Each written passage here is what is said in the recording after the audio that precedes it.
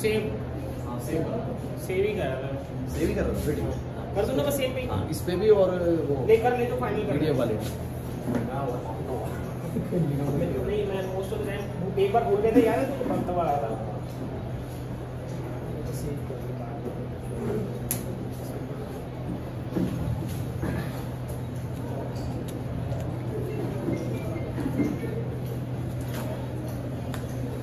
और एंट्री तो बंद है ना भाई बिल्कुल अब। हाँ, ये पहले की जिसकी रिसीव थी उसकी रिसीव कर। हाँ मतलब एंट्री बिल्कुल बंद है, क्योंकि एक बच्चा ही पूछ रहा है, मैंने मना कर दिया।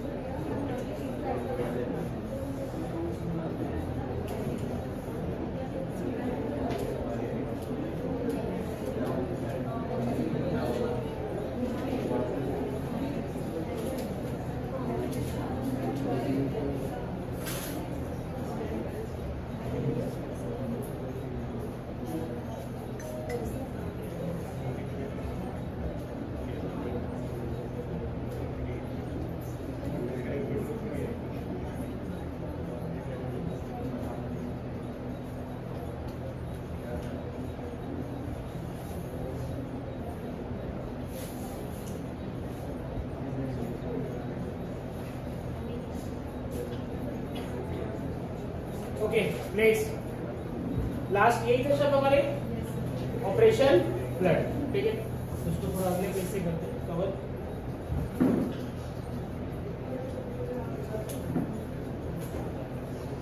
बातें मत करो भाई प्लीज। ऑपरेशन फ्लड की बात कर लेते हैं जरा फटाफट से। ऑपरेशन फ्लड को 1966 में गुजरात में स्टार्ट किया गया, जिसका अल्टीमेट ऑब्जेक्टिव था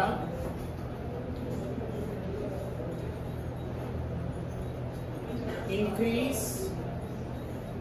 in production of milk, milk के उत्पादन में बढ़ोतरी करना। इंडिया एक ऐसा देश है जहां पे पशु बहुत अच्छी मात्रा में अवेलेबल है, तो जब यहाँ पर देखा गया कि अगर इस दूध के उत्पादन को एक रोजगार में और बेहतर रोजगार में, नॉट ओनली फिर रोजगार, एक बेहतर रोजगार में कन्वर्ट किया जा सकता है, तो 1966 में इस ऑपरेशन को चलाया गया, ऑपरेशन फ्लड के नाम से। बाद में इसको किस नाम से भी बुलाया जाने लगा? White revolution. इस इनिशिएशन में सबसे ज्यादा जो इंपॉर्टेंट रोल प्ले करा वो किसने प्ले करा था सर? अमूल ने, ही मैं आपको बता चुका। करेक्ट है कि नहीं? अच्छा, उसके बाद सर 1970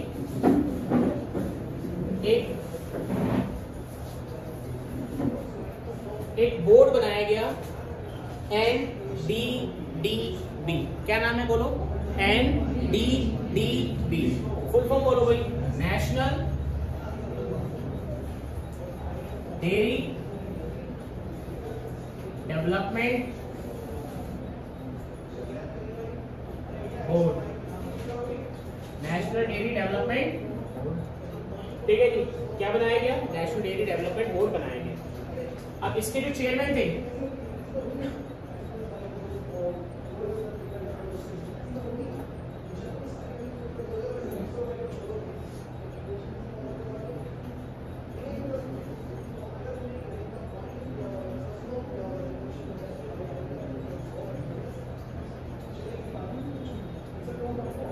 चेयरमैन का नाम था डॉक्टर वर्ड्सली ग्रीन।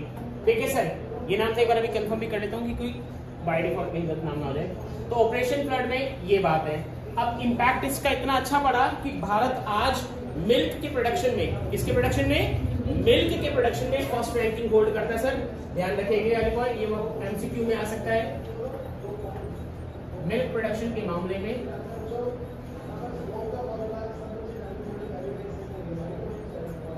इंडिया की फर्स्ट रैंक है सर, इंडिया की रैंक फर्स्ट है, ठीक है जी। इंडिया की रैंक क्या है, फर्स्ट, ये ध्यान रखेंगे।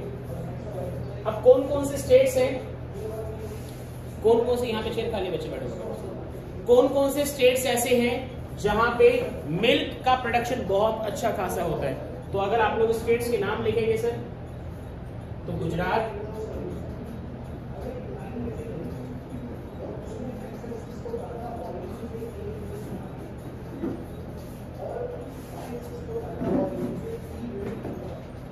आंध्र प्रदेश, ठीक है, पंजाब, हरियाणा, ठीक है, और भी स्टेट्स होंगे उनको भी देख के लिखते हैं सर। मेन 4 मुझे याद आ रहे हैं सब, तो ये लिखते हैं फटाफट से, इसको इन्फॉर्म नोट करो। कुछ और ऐसा जो हमने लिखना चाहिए वो लिखते हैं। संदीप कर भी पढ़ा भाई जरा फटाफट से, संदीप कर।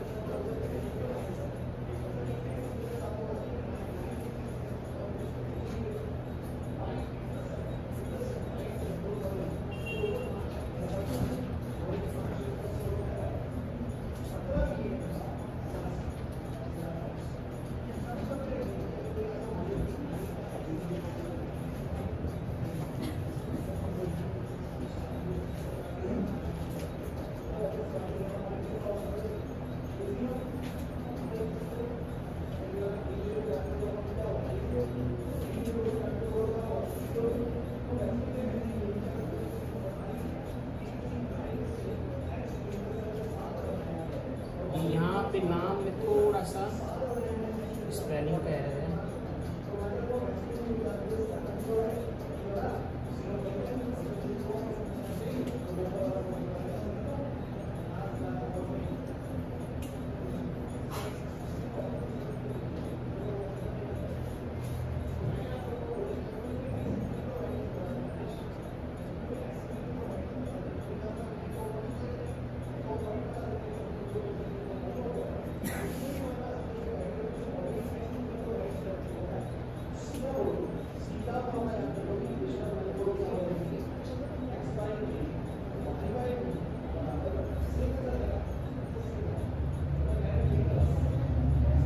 लिख लिया भाई,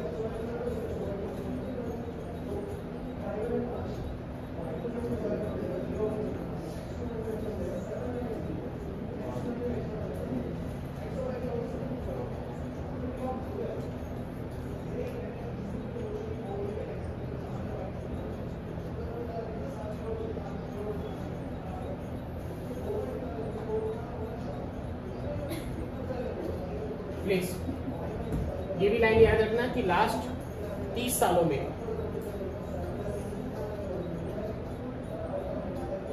ठीक है बच्चे, लास्ट 30 सालों में मिल्क का जो प्रोडक्शन है ना इंडिया में बहुत तेजी से और बढ़ा है। हाँ अब बोलो आप, ये VERGESE वर्गीज कुरेन KUREIN, ठीक है। स्पेलिंग थोड़ी सी उल्ट है बट लेकिन ध्यान रखना, नाम याद रखा जा सकता है, ठीक है। ये हमारे पास एक छोटा सा शॉर्ट नोट है ऑपरेशन फ्लड के लिए, अगर आ जाए बाई चांस तो ध्यान रखेंगे। इसके बाद हेडिंग डालेंगे मछली पालन, फिशरीज। एक मेरे को छोटा सा इसमें और कनेक्ट करना है।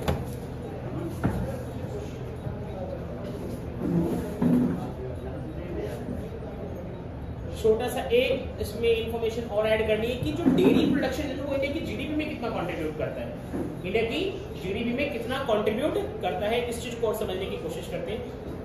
ये कर लिया नोट सबने? इंटरनेट की तरफ चलते एक बार देखते हैं, क्या पता डेटा मिलेगा नहीं मिलेगा।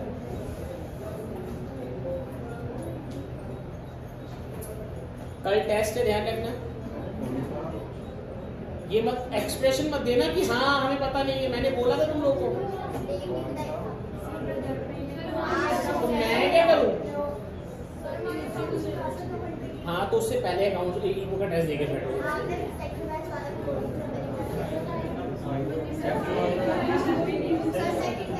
मुझे सुनाई देना बंद हो गया, तब अपसेंट होके दिखाओ तुम लोग।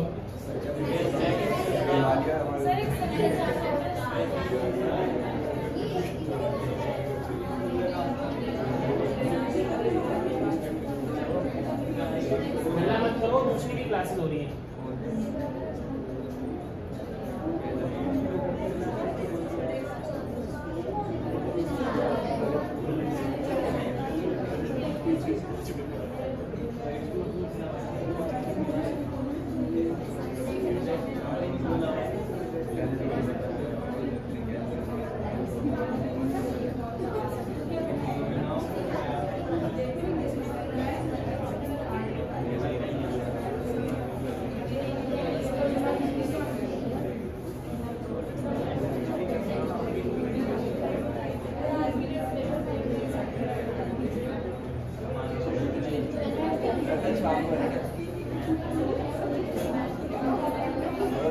एक मिनट, चलो रुक जाओ, इतना हल्ला मत मचाओ। शांत। पहले फटाफट से पॉइंट लिखो।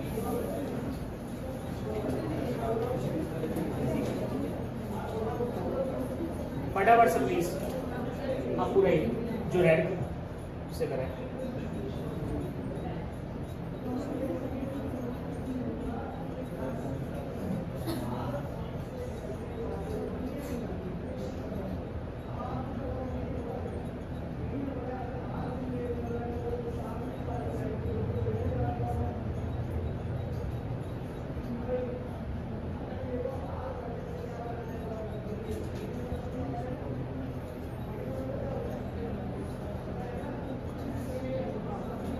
फटाफट से।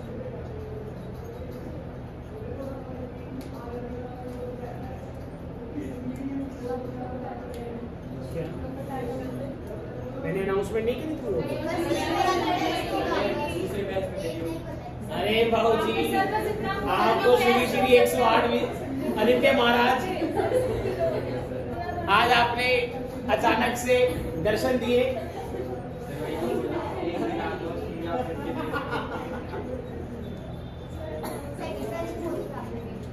Are you come to know about second batch when you are coming in first batch? अच्छा एक चीज बताओ, मैंने ये नहीं बोला था कि फर्स्ट सेकंड थर्ड को पढ़कर रखना, इवन 2 मिनट चुप रहो, फोर्थ को भी ऐड। तुम लोगों ने मेरे को पेपर से पहले कैंसिल करवाया था, पहले पेपर से पहले कैंसिल करवाया था, याद है कि सर हमारे पेपर है। सर नहीं, चलो जी सुनो। उसके बाद मैंने भी रिसेंटली बोला था कि फर्स्ट सेकंड थर्ड को याद रखना, उसमें मैंने फोर्थ भी ऐड करा है।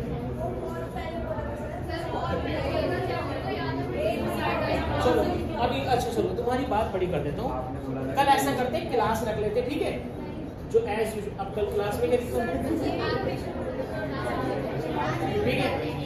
अगले हफ्ते टेस्ट है, ठीक है? अब सुन लो ध्यान से,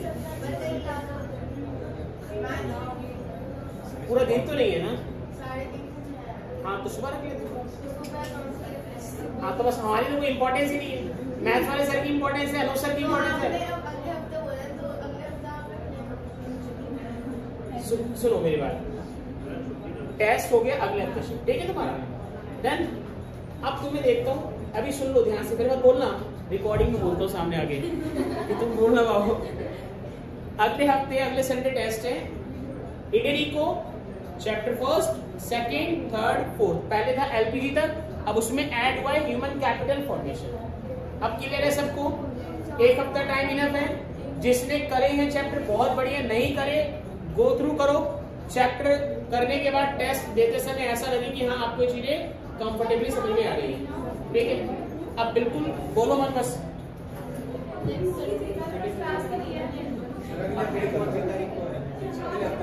अब ये मुझे नहीं पता अरमान, अब इस पे टॉपिक पे डिस्कस मत करो, बड़ा कंफ्यूजन होती है बहुत। फटाफट से नोट करो भैया जो हाईलाइट करेगा, नहीं एम्प्लॉयमेंट वाला अवॉइड करो। लेकिन ये सारी नंदनी पॉइंट है जितने भी आपकी जगह पॉइंट लिखा है।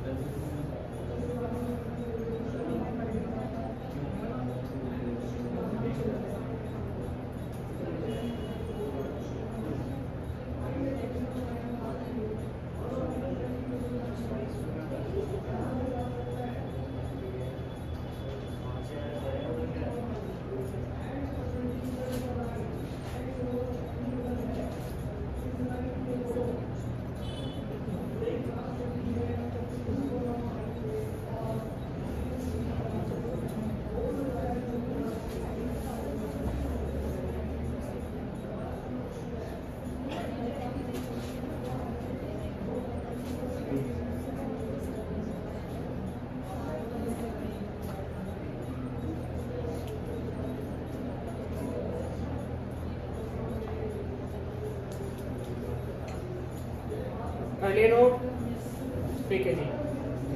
तो एक बार रीड कर लेते हैं फटाफट से। जीडीपी में कितना कंट्रीब्यूशन है? 4.5 से 5%। लार्जेस्ट कंट्रीब्यूट करता है एग्रीकल्चर सेक्टर के अंदर, लगभग कितना परसेंट? 24%, जो वर्ल्ड में किसी भी देश में सबसे ज्यादा है। और उसके बाद वो जो पूरा अगर इंडिया का जो मिल्क प्रोडक्शन में पूरे वर्ल्ड में कंट्रीब्यूशन को देखा जाए तो लगभग 25% के आसपास है, ठीक है। तो ये डेटा हमारे को ध्यान रखने। चलिए सर वापिस आते हैं। ओके, इसमें क्या क्या पॉइंट हमने ऐड करे? डेली कंट्रीब्यूट 4 पॉइंट, ठीक है, इन जीडीपी। और क्या ऐड करा हमने? लगभग 24% of total agriculture production, primary sector, ठीक है जी।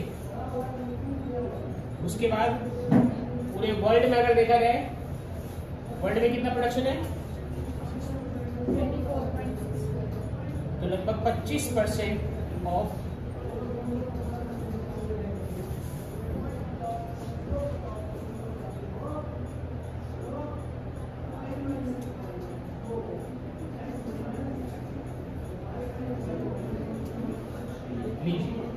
अगर बाय डिफॉल्ट शॉर्ट नोट आ जाता है ऑपरेशन फ्लड पर, तो भैया आपके पास इनफ डेटा है सारी चीजों को मेंशन करने के लिए।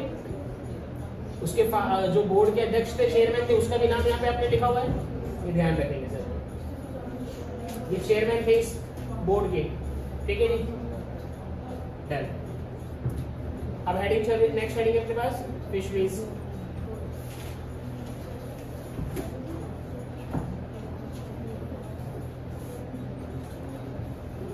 क्वेश्चन पे हेडिंग पे आने से पहले हरमन, अगर हम लोग मछली पालन को, फिशरीज को समझने की कोशिश करें तो मछली पालन भारत के अंदर ज्यादातर कहां से होता हुआ नजर आएगा?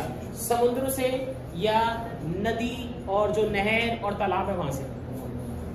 क्वेश्चन समझ में आया सबको? कहां से शुरुआत कर रहा हूं क्वेश्चन की? मछली पालन फिशरीज जो है वो ज्यादातर कहां से होता हुआ नजर आएगा? ये मेरा क्वेश्चन हरमन आपसे है। समुद्र से, ठीक है। इसी क्वेश्चन के साथ शुरुआत करें, जरा देखेंगे। फिशरीज जब होती है, की जाती है, तो सर दो पोर्शन है, एक है इनलैंड और एक है मरीन। समुद्र वगैरह जो आ गए, ठीक है, वो किस में आ गए? मरीन में आ गए। देश के अंदर की जो नदी है, तालाब है,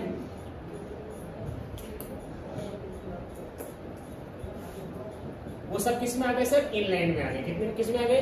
इनलैंड में आ गए। भारत जैसे देश में ज्यादातर जो फिशरीज है, लगभग कितने परसेंट? 65% कहां पे होती है? इनलैंड। और मात्र 35% जो फिशरीज है वो कहां पे होती है सर? बोलो, समुद्र वगैरह से। अब सोचने वाली बात है, जो ये मछली पालन का कंसेप्ट है, रोजगार है, ये ज्यादातर होगा कौन से राज्यों में सर? लॉजिकल है, जो पानी से जुड़ते हुए राज्य हैं सर, जो समुद्र से लगते हुए राज्य हैं। एक बार मैप देख लेते हैं सर हम लोग इस चीज को कवर करते हुए, इंडिया के मैप की तरफ जरा चलेंगे।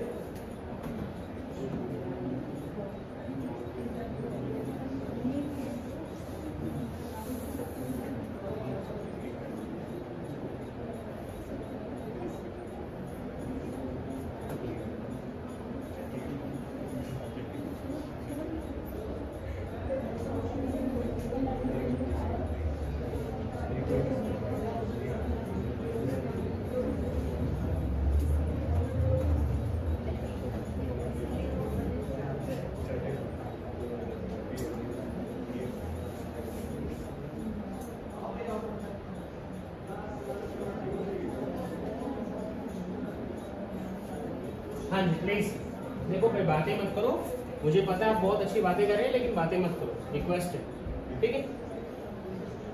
पीछे की बैठ, पीछे, बिल्कुल पीछे, और पीछे। हाँ भाई देखो जरा, ये जो एरियाज है, ठीक है, लॉजिकल बात है, यही एरियाज ऐसे जहाँ पे मछली पालन ज्यादा होगा, बिना किसी डाउट के, क्योंकि आसपास चारों तरफ पानी पानी है। तो अगर आपसे क्वेश्चन पूछा जाता है कि which states provide more employment opportunities in fisheries, तो अगर नहीं भी है तो लॉजिक लगा लेना सर, यही सारे एरियाज होंगे, जैसे गुजरात है, महाराष्ट्र है, कर्नाटका है, केरल है, तमिलनाडु है, इधर आंध्र प्रदेश है, वेस्ट बंगाल है, ये सारे एरियाज, ठीक है? तो यहाँ पे ध्यान रखेंगे, ठीक है जी। अब उसके बाद जब बात आती है जीडीपी कंट्रीब्यूशन कितना होगा सर फिशरीज का? जीडीपी कंट्रीब्यूशन लगभग कितना है? 1%। जो मछली उत्पादन का काम है, मछली पालन का जो रोजगार है, वो पूरी भारत की जीडीपी लगभग कितना परसेंटेज को कंट्रीब्यूट कर रहे हैं? 1%। ये छोटा छोटा जो डेटा है आपके 1 मार्क्स के क्वेश्चनों को बड़ा एनहांस करता है, कभी आपको आगे ले जाएगा, और अगर गलत हो गए तो कल आप लोग, आपके जो क्लास के अंदर जो स्टूडेंट्स हैं उनसे आपको पीछा करना शुरू कर देगा। तो ध्यान रखें कि ये वाला पॉइंट। उसके बाद भारत सरकार ने जैसे दूध के उत्पादन को बढ़ाने के लिए ऑपरेशन फ्लड चलाया था, इसी तरीके से मछलियों से रोजगार को बेहतर करने के लिए एक मिशन चलाया गया था, नील क्रांति मिशन। नाम बोलो भाई, नील क्रांति मिशन, जिसका बाद में नाम पता है क्या रख दिया गया?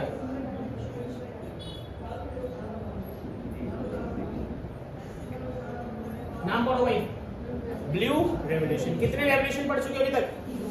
3। पहला, दूसरा, तीसरा। Green revolution related to the agricultural production enhance करना, white revolution related to the milk production enhance करना, और blue revolution related to the जो फिशरीज से एम्प्लॉयमेंट है उसको इनहेंस करना। अब अगर आपको फिशरीज से जो प्रोडक्शन है उसको बेटर करना है, तो आपको कहीं ना कहीं ना वाटर जो है, चाहे वो नदियों का चाहे वो समुद्र का, उसको थोड़ा सा किस पे ध्यान देना पड़ेगा? क्लीन करने पर। क्लीनिंग के लिए सबसे पॉइंट एक सिंपल सा क्या है, जो हमारी वेस्टेज है, स्पेशली जो इंडस्ट्रियल वेस्टेज है ना सर, उनको पानी में मिलने से रोको।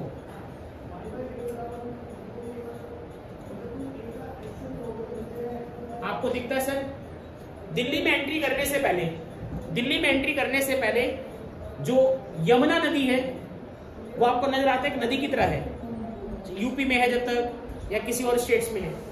जैसे दिल्ली में एंट्री करते हैं सर, वो यमुना नदी हटाकर अपने आप को नाला बना लेती है। क्या बना लेती है? नाला। क्या मेरी बात समझ में आ रही है सर? कभी भी टाइम मिले तो आप जब मेट्रो से जा रहे हो तो यमुना नगर की तरफ जाओगे तो आपका पूरा मेट्रो पुल बना हुआ है, तो दिखेगा नीचे आपको लोग बोलेंगे ये तो नदी है, फिर आपको लगेगा अरे नहीं ये नदी नहीं, ये नाला है नीचे। वो है नहीं, एक डायलॉग है, नदी बोल के नाले में कुदवा दिया कौवा बिरयानी। नहीं देखी तुम लोगों ने, सोच सकता है तुम लोगों ने पिक्चर नहीं देखी होगी। वो पॉइंट ऑफ व्यू कहने का यहाँ पे सिंपल सा ये है, यमुना नदी इसका एक बेस्ट एग्जांपल है सर। अच्छी खासी नदी नाले में तब्दील हो रही है सर। अगर आपको जो सी लाइफ है, मरीन लाइफ है, उसको बचाना है तो आपको जो वाटर पॉल्यूशन है, जो क्या है वाटर पॉल्यूशन है, उसको रोकना पड़ेगा सर।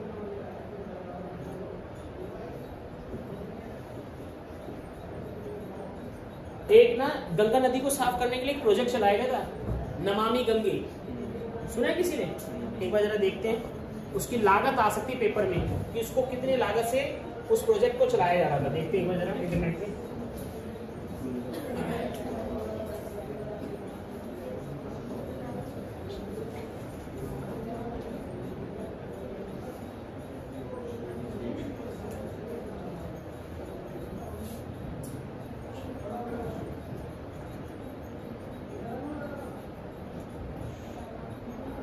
एक बार देखते हैं, अगर कुछ मिल जाए डेटा तो लिख लेना। नमामि गंगे प्रोजेक्ट में जो कॉस्ट है, दिख रही है कहीं कॉस्ट? लो जी, अभी 20,000 करोड़ ना, कहाँ गया कहाँ नहीं गया प्लीज। ये सब तब का है खेल जब बीजेपी ने एंट्री की थी ना मित्रों, बोल बोल के ना, थोड़ा कैमरे में नहीं बोलूंगे बात, रिकॉर्ड करने के मंदिर को लपेटने के बाद बीजेपी सपोर्टर्स। हाँ भाई सुमित, तो बीजेपी जब एंट्री लेती है 2014 में सर, मई 2014 में, उसके बाद बीजेपी का ये था कि हम ऐसा बन के दिखाएंगे कि हमारे जैसी पार्टी कोई नहीं, हमारे जैसी पार्टी ही कोई नहीं सर। पार्टी को बाद में धोएंगे, पहले गंगा नदी को साफ करेंगे। तो प्रोजेक्ट चलाया क्या? नमामि गंगे प्रोग्राम। आप लोग 1 मार्क के क्वेश्चन में ध्यान रखना कि एक प्रोग्राम बताओ जो कि वाटर पॉल्यूशन को या किसी नदी को लेकर साफ करने से रिलेटेड है, ये ध्यान रखना। उसकी कॉस्ट अगर आ गई तो ये ध्यान रखना। अच्छा, इसकी शुरुआत ये लिख लिया, कब शुरू हुआ? जून 2014। ये छोटी सी बात है, इसकी लिखो फटाफट से।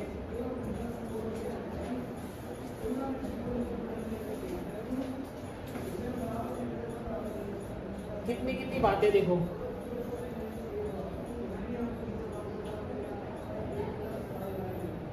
सफाई करवाएंगे नदी की।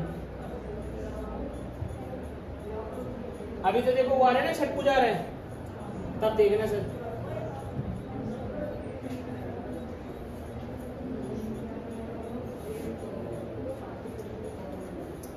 लिख लिया? वो सब ये सब नहीं लिखा था? नमामि गंगे बस 20,000 करोड़ तो लिखना है तुम्हें, और क्या पूरा लिख रहे होगे सर? बस ये लिखो नमामि गंगे प्रोजेक्ट कॉस्ट कितनी है? 20,000 करोड़, बस खत्म। ये पूरा मत लिखो। और ये बस जून 2014 में शुरू हुआ। अब तो लिख लिया होगा 3। चलो जी, आगे आते हैं वापस फिशरीज पे। क्या परेशानी है?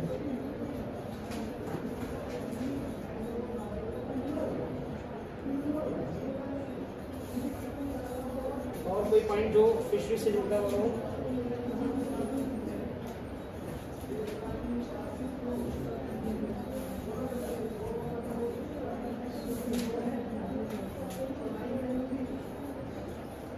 कौन से स्टेट्स हैं जो इन्होंने आप लिखवा रखे? अच्छा, ये देख लो भाई, यहाँ पे एक वर्ड आ रहा है जो आपको देखने को मिल सकता है। नील क्रांति मिशन जो है उसके मेन हेड कौन माने गए? तो आंसर इज हीरालाल चौधरी। ये नाम याद रखेंगे भैया, हीरालाल चौधरी, ठीक है। और ये कौन से प्लान में लॉन्च हुआ? तो सर 7th 5-year प्लान। कौन सा plan? 7th 5-year plan. Duration was 1985 से 1990 के बीच। ये प्लीज लिखेंगे सब जने।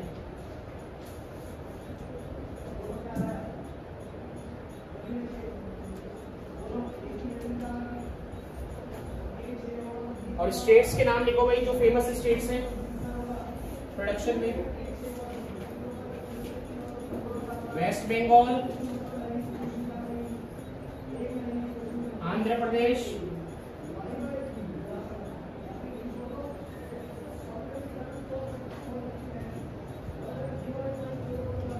केरला, गुजरात, महाराष्ट्र, तमिलनाडु।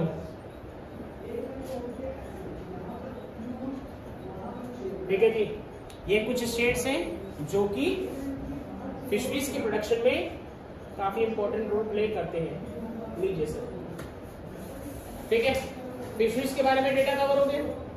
अब हमारे पास नेक्स्ट हेडिंग है हॉर्टिकल्चर, बागवानी।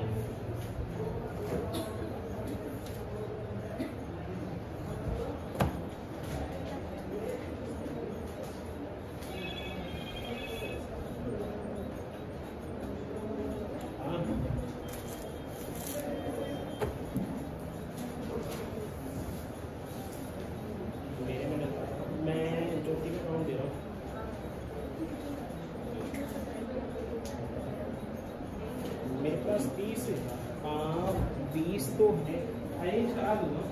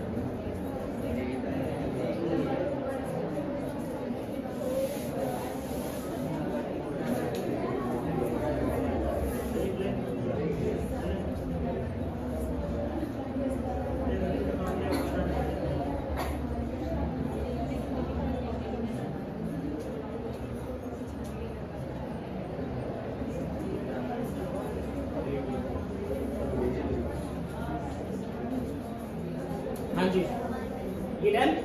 कुछ पॉइंट बोल रहा था मैं शायद, है ना, हॉर्टिकल्चर।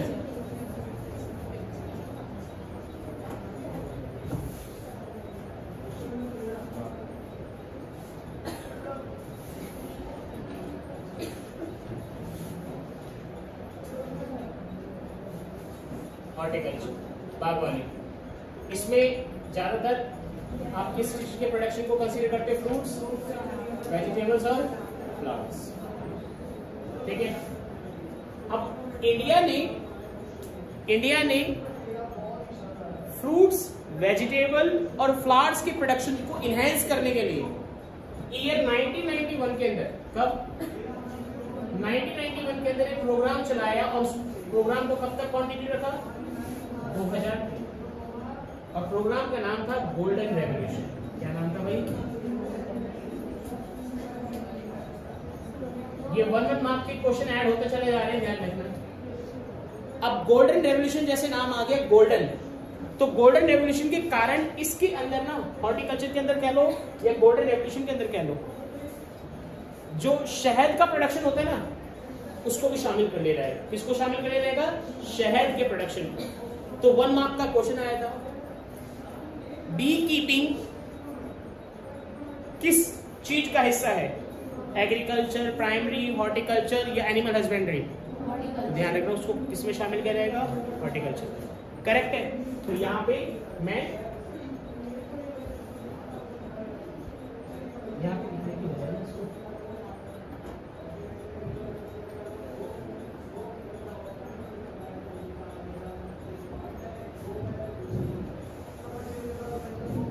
ठीक है जी, ये बात हो गई। अब हॉर्टिकल्चर के अंदर इंडिया की जीडीपी में हॉर्टिकल्चर जो कंट्रीब्यूट करता है दैट इज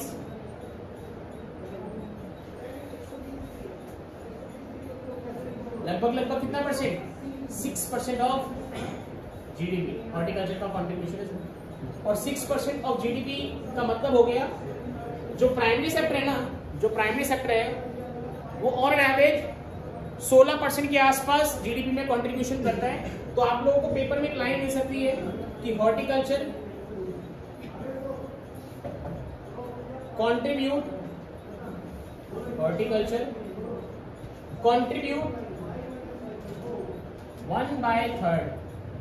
of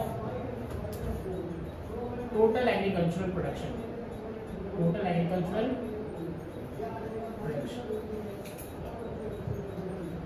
Then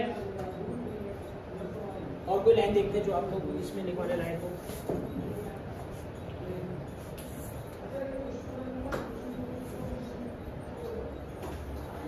ये लाइन है आगे।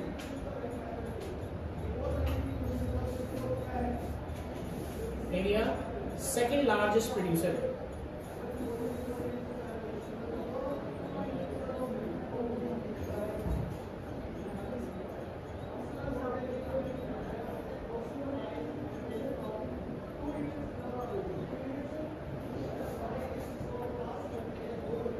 Fruits and vegetables.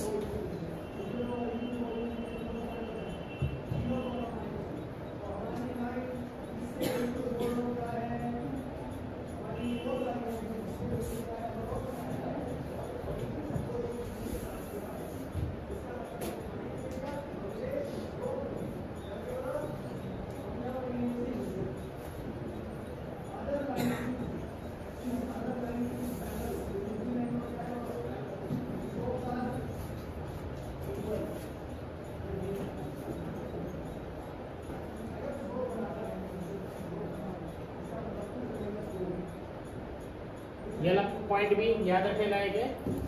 Rural people को जितना एम्प्लॉयमेंट मिला हुआ है उसमें लगभग 20% एम्प्लॉयमेंट कहां से आ रहा है उनके पास? अब हॉर्टिकल्चर। 20% का मतलब क्या हो गया? 1/5। तो ध्यान रखना पेपर में 20% ना लिखकर क्या दे देगा? 1/5 of total rural employment is generating in the horticulture. True और फॉल्स? Answer is true. ध्यान रखिए, ठीक है। तो ये हॉर्टिकल्चर के बारे में इंफॉर्मेशन है।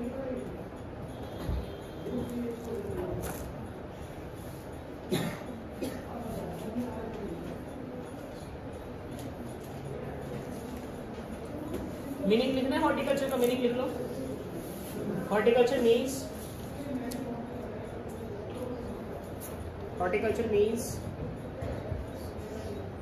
Art of cultivating. Horticulture means art of, कला है, कला art of cultivating fruits, comma vegetables, comma flowers and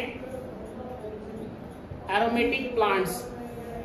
aromatic plants का मतलब हो गया जो खुशबू नहीं देते, जैसे सुगंध जिनकी बहुत अच्छी होती है, ठीक है ना, उन फ्लावर्स को उगाना, उन प्लांट्स को उगाना, ठीक है, एरोमेटिक प्लांट्स एक्सेट्रा, ठीक है जी।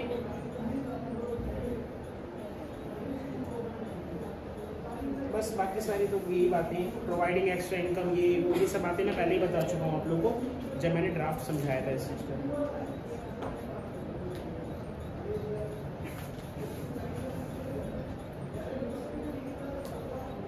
एक लाइन और लिख दो,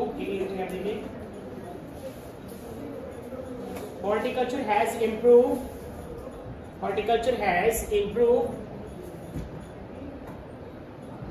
economic conditions, horticulture has improved economic conditions of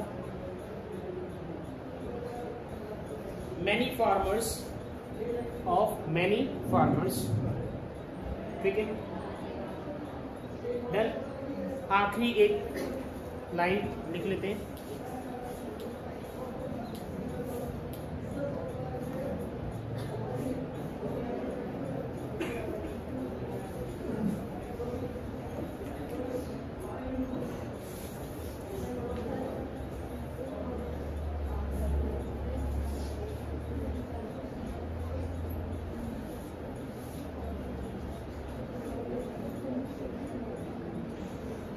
father of Indian horticulture का नाम लिखिए जरा।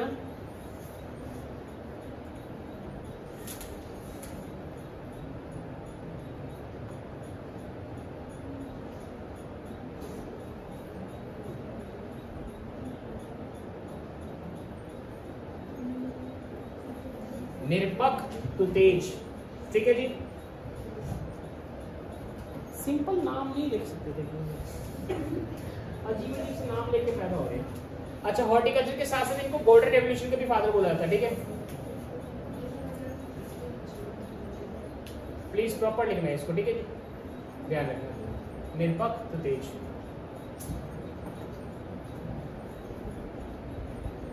ग्रीन रेवोल्यूशन के फादर किसे कहा जाएगा? MS स्वामीनाथन। अभी मिल्क जो प्रोडक्शन था विच मीन्स ऑपरेशन फ्लड, उसमें चेयरमैन कौन थे?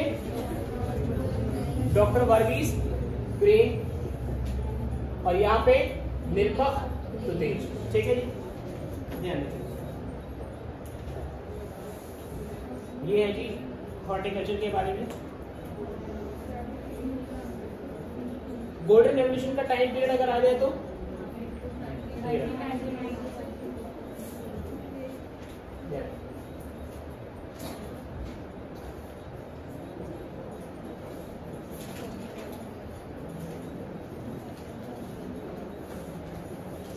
significant increase in production of fruits and vegetables, ठीक है जी। लीजिए ये खत्म यहाँ पे। नेक्स्ट हेडिंग डालेंगे ऑर्गेनिक फार्मिंग। ऑर्गेनिक फार्मिंग क्या बोलना है? कुछ बोलना चाह रहे हो क्या? ऑर्गेनिक फार्मिंग, ठीक है जी। करें इसको चेंज करने से लो, ठीक है। ऑर्गेनिक फार्मिंग पर आते हैं।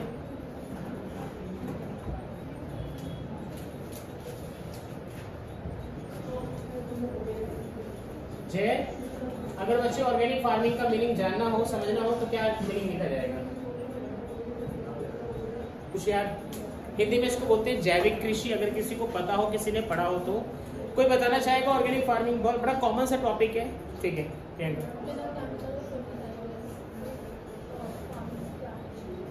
बिना केमिकल और किसी भी प्रकार के जो फर्टिलाइजर्स है उनको यूज करे बिना आपको फार्मिंग करनी है। ठीक है जी। केमिकल फर्टिलाइजर्स क्यों शुरू हुए थे उसके ऊपर जरा चर्चा करते हैं। पहले आपको याद होगा 1965 का दौर था, मैंने ये पूरी कहानी आपको बताई हुई है।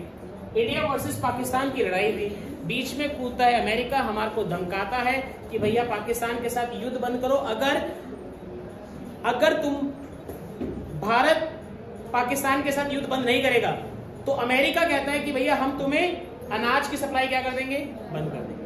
तो उस वक्त के तत्कालीन प्रधानमंत्री कौन थे, याद करो, लाल बहादुर शास्त्री जी। उन्होंने खड़े पैर ये बोला आपको नहीं देना अनाज, मत दो, हम अपने हिसाब से प्रोडक्शन कर लेंगे। और तभी एक नारा जन्म लेता है, जय जवान जय किसान का नारा जन्म लेता है। ठीक है सर। उसके बाद डॉक्टर एमएस स्वामीनाथन को ये जिम्मेदारी सौंपी जाती है। किसको जिम्मेदारी सौंपी जाती है? एमएस स्वामीनाथन को जिम्मेदारी सौंपी जाती है कि भाई तुम कैसे भी करके ना दिमाग लगाओ और ये जो अपना इंडिया का प्रोडक्शन काफी डाउन हो रखा है, वीट का, दालों का, राइस का, ज्वार, मक्का, बाजरा, इन सबको बढ़ाओ कैसे भी करके। तो वहां पे जाके HYV सीड्स और केमिकल फर्टिलाइजर्स को यूज करना शुरू किया जाता है। ठीक है जी। किसको यूज करना शुरू किया जाता है?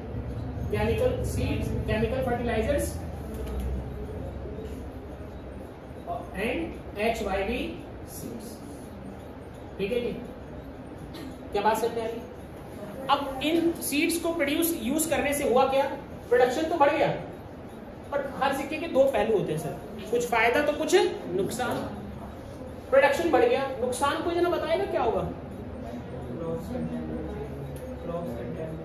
क्रॉप्स कंटेनमेंट हो गई। उसके बाद अलावा और कुछ?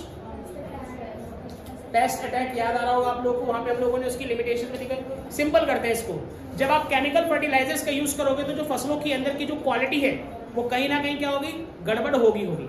आज इतने केमिकल छिड़क दिए जाते हैं ना सर फसलों के अंदर, जब हम उसको खाते हैं तो हमारे अंदर अनेक प्रकार की बीमारियां शुरू हो चुकी है। और अगर आपने नोटिस करा हो तो कोविड के बाद से ना 2020 के बाद से सारी की सारी कंपनी मार्केट में जो सामान बेच रही है ना, वो किस नाम का यूज करके बेच रही है? Organic, herbal, 100% pure, natural, mineral water अभी पहाड़ों से भर के लेके आए पानी और आपके आगे लाके चरणों में रख दिया जी, पियो। इस तरीके से पागल नजर है। अगर टाइम मिले जब आप BKD जाए या राज मंदिर जाए या किसी प्रकार की और जो छोटे छोटे डिपार्टमेंटल स्टोर से यहाँ जाए तो आपको नजर आएगा 10-15 जो चीजें रखी हुई है ना खाने पीने की, उसमें से ना 5-7 चीजें ऐसी हैं जिसपे क्या लिखा हुआ है? Organic, natural, herbal, 100% pure 100% pure. ठीक है, मतलब इतना लिख देंगे कि भैया सामने वाले को ऐसा लगे कि यार बढ़िया एक नंबर। लेकिन रियलिटी में ऐसा ऑफ कोर्स ही बात है, बिना केमिकल के कुछ नहीं बनने वाला है। तो इतनी कमियां जब आने लगी तो अब जाके लोगों के दिमाग में ऑर्गेनिक फार्मिंग का कंसेप्ट आना शुरू हुआ है। और ऑर्गेनिक फार्मिंग के कंसेप्ट को बोला जाता है कि भैया नो यूज ऑफ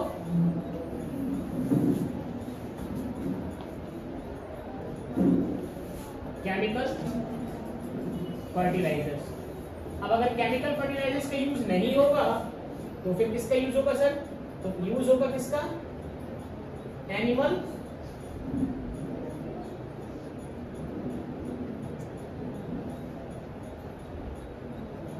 मैन्योर। जो भी एनिमल वेस्टेज होती है सर उसका यूज किया जाता है। जैसे कि गोबर, जो गाय का जो गोबर होता है ना, उससे खाद बनाई जाती है ऑर्गेनिक फार्मिंग के अंदर।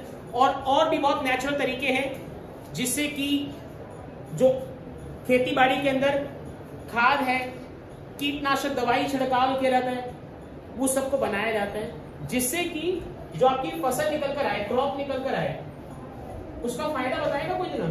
अगर ऑर्गेनिक फार्मिंग तरीके से खेती की जाएगी अनमोल, आपको क्या लगता है क्या फायदा नजर आएगा? नहीं आएगा? दक्ष कुछ आइडिया बोलना चाहोगे? अगर ऑर्गेनिक तरीके से आपने फसल प्रोड्यूस करी है बिना किसी केमिकल फर्टिलाइजर्स के, तो आपको क्या लगता है क्या चीज ऐसी इसकी प्लस पॉइंट होगी? क्वालिटी ऑफ फूड बेहतर होगी, जिसके कारण फूड हेल्दी हो गया और हेल्दी होने के कारण जो लाइफ है लोगों की वो बेटर होगी। दूसरा, आपने किसी भी प्रकार का केमिकल यूज नहीं करा तो जो जमीन है, सॉइल है, उसकी फर्टिलिटी भी कुछ ज्यादा डिस्टर्ब नहीं होगी। प्लस तीसरा फायदा इको फ्रेंडली है। क्या है? और चौथा फायदा, आज ना ऑर्गेनिक के नाम पर 10 रुपए की चीज 30 रुपए की बिक रही है सर। मार्केट में जब जाएंगे तो ऑर्गेनिक के नाम पर 10 रुपए की चीज 30 की बिक रही है, that means a better source of earning हो सकता है। क्या हो सकता है? बेटर सोर्स ऑफ अर्निंग आज के टाइम पे सर। लेकिन एक दिक्कत भी है सर, एक दो दिक्कत भी है। गर्ल्स समझ में आ रहा है? ऑर्गेनिक फार्मिंग करते समय दिक्कत क्या आएगी? एक्सपेंसिव है, लॉन्ग टर्म या कह लो एक ना टाइम प्रोसेस है सर, काफी ज्यादा टाइम लगेगा इस चीज को। दूसरा, केमिकल लग जाने से ना जो प्रोडक्ट होता है ना उसकी शेल्फ लाइफ बढ़ जाती है। क्या हो जाती है? बढ़ जाती है। अगर कोई चीज प्योर होगी ना सर उसकी शेल्फ लाइफ कम रहेगी सर। आजकल आप लोग नोटिस करते हैं ना, जो जहां पे बर्फ ज्यादा पड़ती है जिन देशों में, उधर क्या किया जाता है? जो भी आलू पालक है, मेथी है, उसको जमा कर भेजा जाता है। आप लोग नोटिस करें, फ्रोजन कर दिया जाता है। आप सारी बात छोड़ो, तुम्हारे पास आजकल वो आते हैं मकेन्स आते हैं, है ना, उसको क्या करके रखा जाता है? फ्रोजन करके रखा जाता है कि भाई तुम लेके आओ और उसको बॉइल करो। आजकल आपको पता होगा सर, ड्राई करके वो भी आती है, सब्जियां भी आती है, बस पानी उबालो और उसमें डाल दो, सब्जी बनकर तैयार, है ना। तो ये सब केमिकल के थ्रू पॉसिबल है। अगर कुछ चीज नेचुरल है तो डेफिनेटली उसकी जो शेल्फ लाइफ होगी वो क्या रहेगी? कम रहेगी। तो यहाँ पर एक नुकसान बस झेलना पड़ता है, क्या कि जो शेल्फ लाइफ है ऑर्गेनिक फूड की वो थोड़ी सी आपको क्या मिलेगी? कम मिलेगी, बट हेल्दी होगा, प्योर होगा, बढ़िया मजेदार होगा, और क्रॉप की जो क्वालिटी होगी वो बड़ी जबरदस्त होगी सर, क्वालिटी बड़ी हाई होगी। ठीक है जी, ये है ऑर्गेनिक फार्मिंग। और बस इसको अगली क्लास में शॉर्ट नोट्स बनाएंगे, फिर अगली क्लास में कुछ चर्चा करेंगे क्वेश्चन की, और चैप्टर खत्म। उसके बाद चलेंगे किसके ऊपर? 2 चैप्टर हमने कवर कर लेना, ह्यूमन कैपिटल, रूरल डेवलपमेंट। वापस थोड़ा चलेंगे कहाँ पर? मैक्रो पे आएंगे, थोड़े से कुछ क्वेश्चन करेंगे, दिमाग को हल्का करेंगे, बड़े दिन से थ्योरी हो गया। ठीक है, थैंक यू सो मच आने के लिए। और जो बच्चे आप में से कोई 1 जा रहा हो या 10 जा रहे हो, मुझे नहीं पता, ट्रिप पे जा रहे हैं कोई, तो परसों सुबह 7:30 पौने 8 बजे यहाँ पे होना। 8 बजे यहाँ से गाड़ी निकल जाएगी, ध्यान रखना। Thank you so much. और मंडे ऑफ है भाई सेंटर का, कोई भटकना मत यहाँ पर। वो मैं मैसेज कर दूंगा। हाँ जी, मैं वीडियो भेजूंगा आपको, मेरे को मैसेज डालना। और टेस्ट देना पड़ेगा। हाँ टेस्ट देना, ठीक है ना।